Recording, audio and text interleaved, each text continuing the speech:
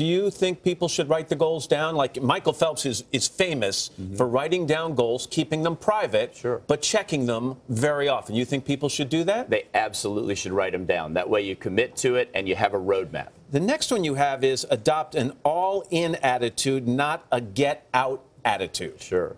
You know, attitude is probably the most important part of this process, because a lot of the things you're going to do to achieve success are really kind of mundane and ordinary things, and it's the attention to detail that you put in that's important. What about risk? I mean, a lot of people think the best way to be successful is slow and steady wins the race. Other people take gambles. They take risk. What are you a fan of? I'm definitely a fan of expanding your comfort zone, because no growth takes place in your comfort zone. So when you leave there and you're uncomfortable, that's when you're going to grow the most. You talk about something that I love. A lot of people in the work world are put through reviews. They do business or performance reviews. You don't like to look at it that way. No. When you talk to people, you like to do performance previews. Explain the difference. Exactly. Previews where you're kind of looking at where you are and then decide where you want to go together. And that, to me, is the most important thing. You're obviously going to learn from your past, but you're really going to look ahead more. So I sit down with you as an employee. I say, where are we going to go from today on? Exactly. The next one here is important for everybody. Adversity will make you stronger. Amen, brother.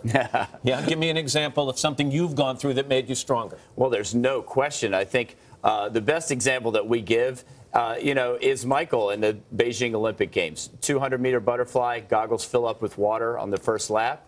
And he sort of uses some lessons that we'd learned before practicing without goggles or with broken goggles to count his strokes so that he could finish on the right stroke. You guys have famously had an up-and-down relationship over the years. I mean, obviously, you're a great team. But there have been some strained times. Sure. How is it standing right now? Oh, it's never been better. You know, we have a new addition to the family, Boomer.